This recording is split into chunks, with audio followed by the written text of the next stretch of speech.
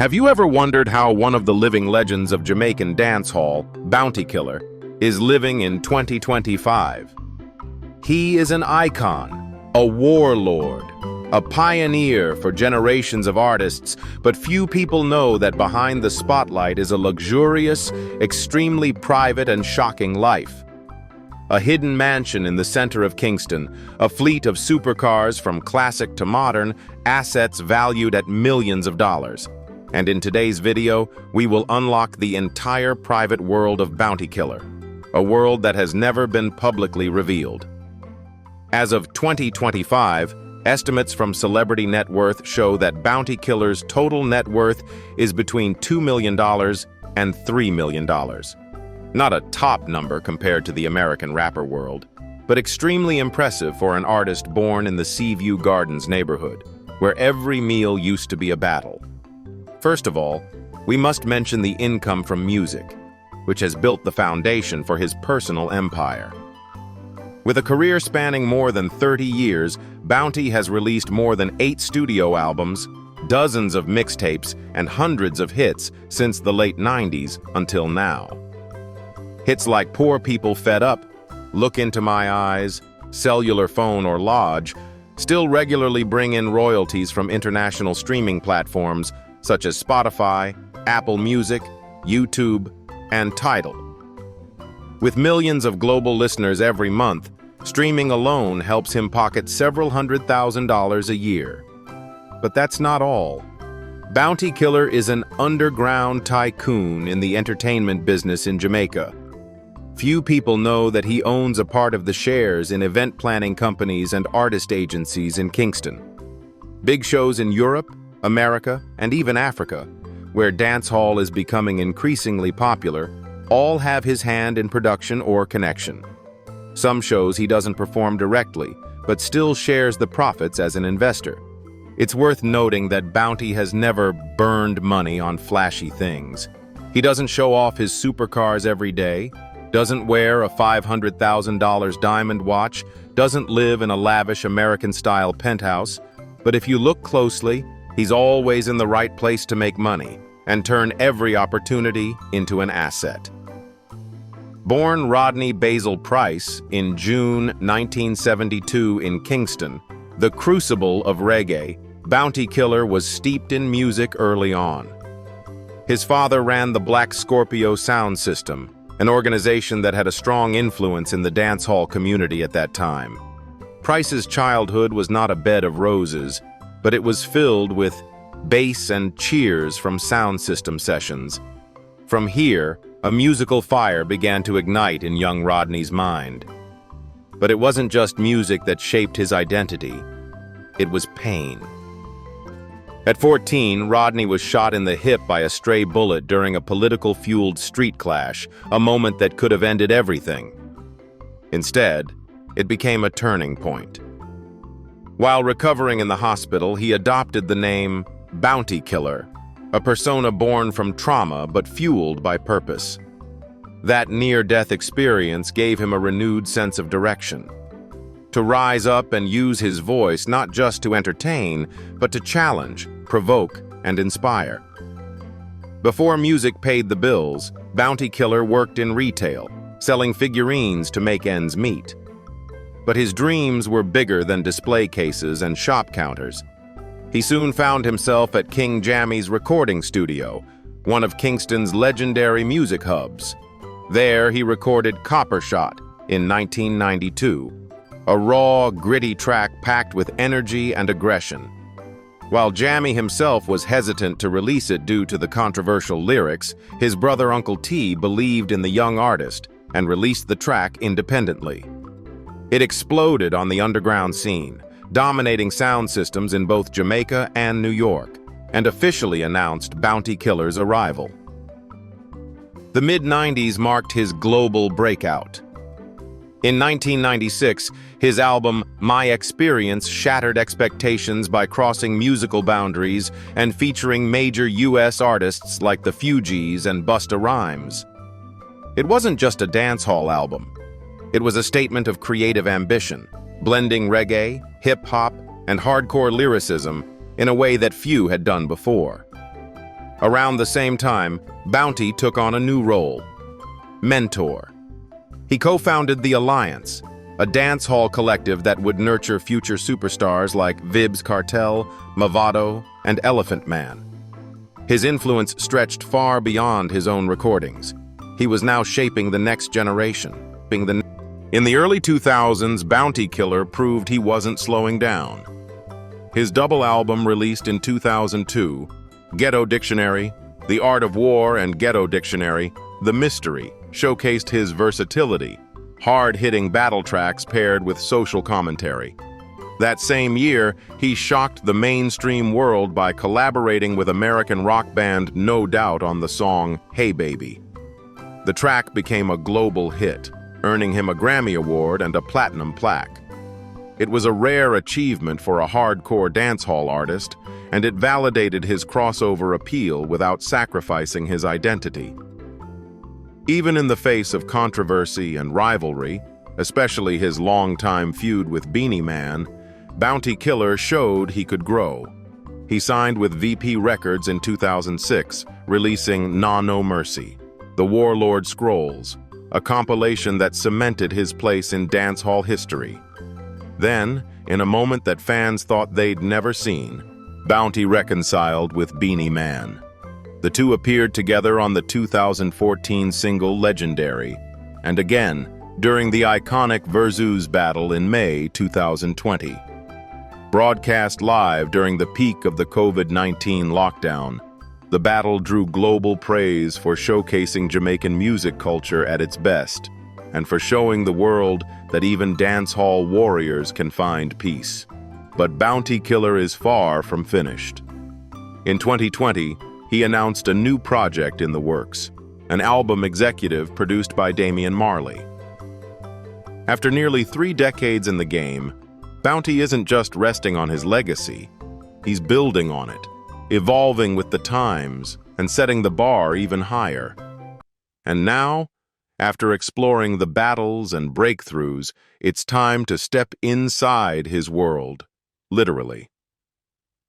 Let's take a closer look at the home of the warlord himself, house in Kingston, Jamaica. After decades of rocking the dancehall scene with his powerful growl and unyielding warlord spirit, Bounty Killer has now found peace in a luxurious home in Jamaica, where the tranquility of nature blends seamlessly with a modern, discreet yet classy lifestyle. Situated on an area of over 1,000 square meters, his villa is spread across 2 adjacent lots. A spacious, airy space, designed as a private oasis in the middle of lush green nature. The house is not just a place to live, but also reflects Bounty himself. Strong but knowing how to step back when needed, modern but still keeping the soul of Jamaica. The architecture of the house makes the most of natural light and air. Large glass windows and sliding doors cleverly frame the breathtaking natural scenery outside, where mountains, blue sea, and Caribbean sunsets blend together like a living painting. The living room and dining area are designed to be open and airy with cool air conditioning, but can also be completely open to the balcony to enjoy the wind in the relaxing afternoons. The interior space shows meticulous attention to detail.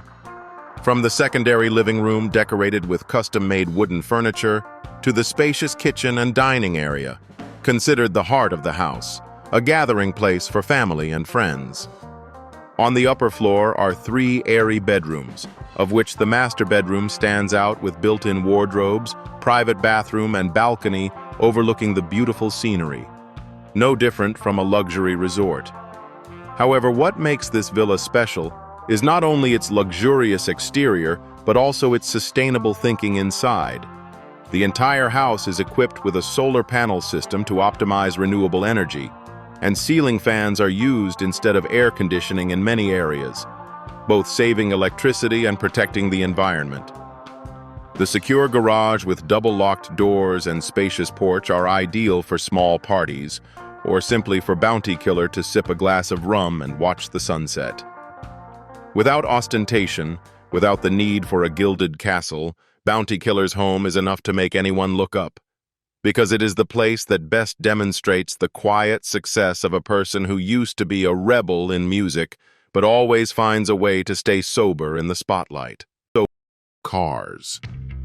In 2010, the dancehall icon faced a very public setback when Jamaican tax authorities seized his prized Range Rover for allegedly unpaid taxes.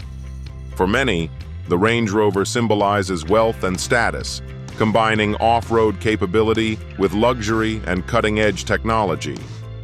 But for Bounty Killer, the loss of the car marked a low point, a symbol of both his success and his fading struggles.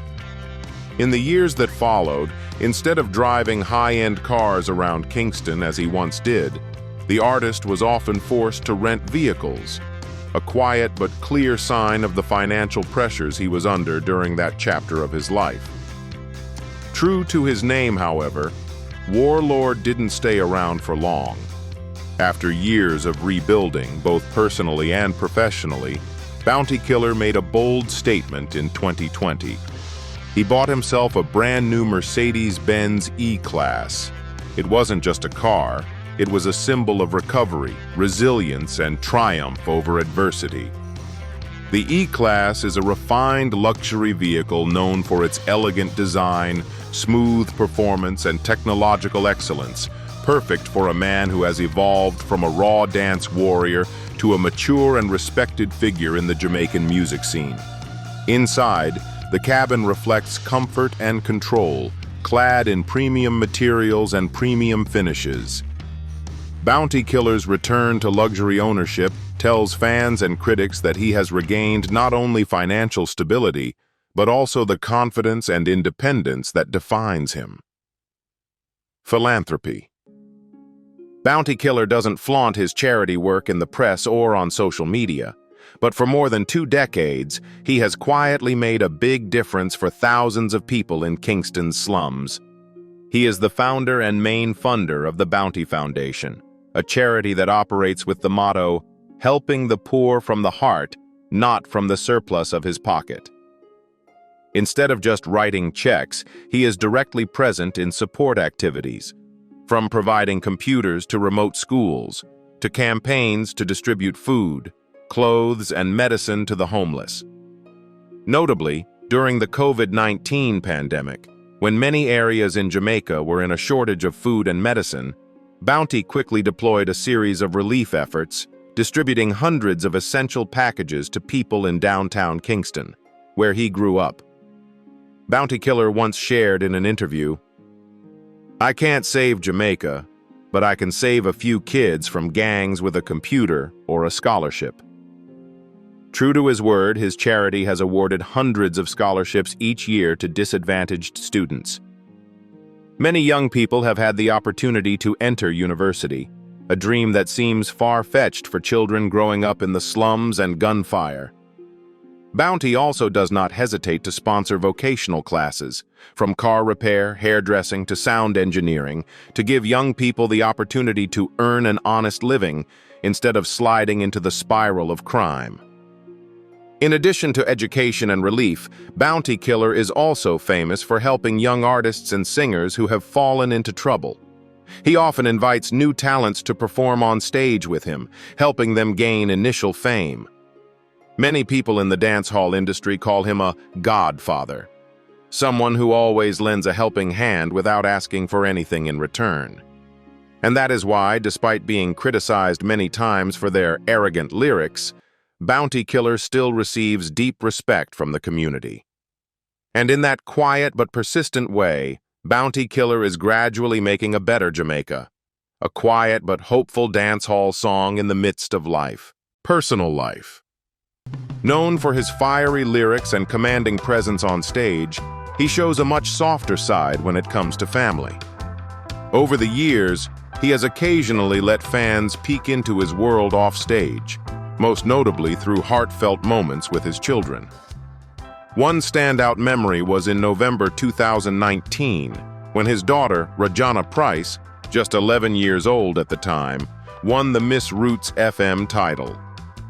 Bounty Killer didn't hold back his pride, celebrating her achievements publicly and making it clear that being a father is one of his most cherished roles. 2 years later, in September 2021, he once again gave fans a glimpse into his private life by posting pictures with his daughters, sharing words of deep admiration and affection. Beyond fatherhood, Bounty's love life has also drawn occasional public attention. In 2019, his relationship with Claudia Radigan became public after he threw her a lavish birthday celebration, affectionately calling her his lovely queen. The couple seemed happy and solid, but fans began to notice changes in 2022. During his highly publicized 50th birthday bash, a major event attended by fellow stars and well-wishers, Claudia was noticeably absent. Her missing presence sparked rumors of a breakup, though Bounty Killer never addressed it publicly. True to form, he maintained his stance on privacy, choosing to remain silent rather than feed the gossip mill. Controversy. Like the man himself, rough and honest, Bounty Killer is not only famous for his fiery voice and street-style music, but also for a series of controversial public opinions that have lasted for more than 2 decades. The 2 most famous beefs in Bounty's career were with Beenie Man and Vybz Kartel. The confrontation with Beenie Man lasted from the mid-90s to the early 2000s, revolving around who was the real king of dancehall. The 2 constantly responded to each other with offensive songs, heated stages, and even almost fought backstage. As for Vybz Kartel, who was Bounty's favorite student in Alliance crew, the conflict erupted when Kartel separated his career and made statements that were considered ungrateful. Although they later made peace, fans still cannot forget the time when the 2 threw stones at each other with each song that burned the floor. A number of personal scandals also made Bounty Killer appear in the news many times in a not-so-happy way. He was arrested by the police for allegedly assaulting his girlfriend in 2010, and although he was later released, the incident still left a mark on his public image. In addition, human rights organizations have protested against Bounty because some of his old lyrics were considered homophobic. This once caused him to cancel his shows in many European countries in the late 2000s. However, over time, Bounty has publicly adjusted his mindset and committed to not using provocative lyrics, showing maturity and positive changes from his own personality. Bounty Killer has never pretended to be an angel. He once said, "I come from a place where real bullets fly, so I only know how to live honestly, sing honestly, and react honestly." It is that truth, sometimes too rough, that has caused him to be embroiled in controversy. But it is also the reason why millions of people still love and respect him. Because in a world full of glitz and hypocrisy, not everyone can dare to face their mistakes and move forward. If you think Bounty Killer's life story is worth spreading, don't forget to like, share, and subscribe to the channel to watch more inspirational journeys. Thank you for watching this video, and see you in the next videos. Goodbye.